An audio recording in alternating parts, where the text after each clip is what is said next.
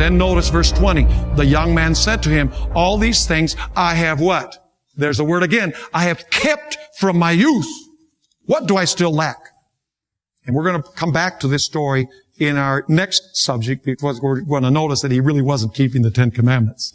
Jesus said to him, if you want to be perfect, go sell what you have and give to the poor, and you will have treasure in heaven, and come, follow me. But when the young man heard that saying, he went away sorrowful, for he had great possessions. So what does the expression keep the commandments refer to in this story? It refers to keeping the 10 commandments. By the way, the word commandment is used many times in the New Testament to refer to specific commandments from the 10 Commandments. Notice Luke 23 and verse 56. It's speaking about the women who, prepare the spices, and then they do something because the sun is setting. Luke 23 and verse 56. Then they returned and prepared spices and fragrant oils, and they rested on the Sabbath according to the commandment. Notice Mark 7, 9, and 10. By the way, that's the 4th commandment.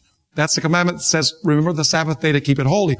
Now we're going to notice a passage where it speaks about the 5th commandment.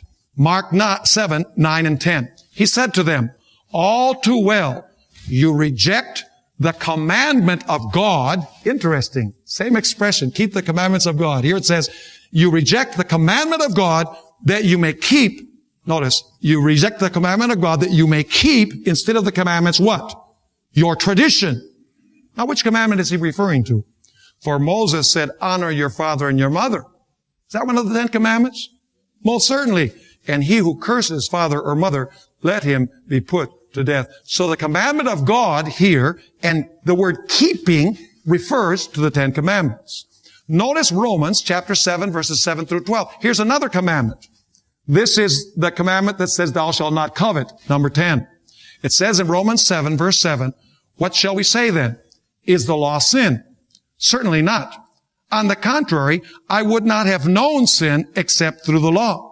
For I would not have known covetousness unless the law had said, you shall not covet.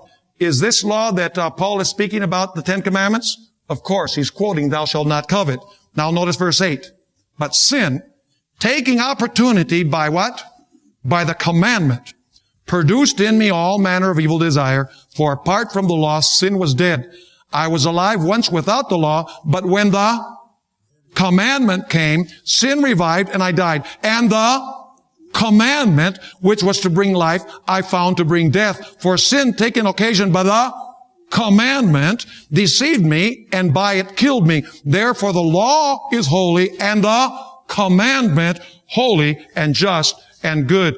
Does the Apostle Paul use the word law and commandment to refer to the commandment that says thou shalt not covet? He most certainly does.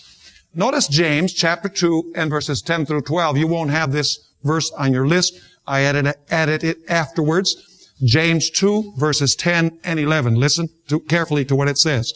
For whoever shall keep the whole law, that's a parallel expression, keep the commandments, keep the whole law, and yet stumble in one point, he is guilty of all.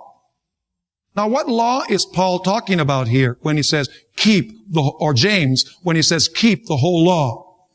For he who said, do not commit adultery, also said, do not what? Do not murder. Are those two of the 10 commandments? Most certainly. Now, if you do not commit adultery, but you murder, you have become a transgressor of what? Of the law. So what does it mean to keep the law or to keep the commandments? It means to keep the 10 commandments according to the New Testament.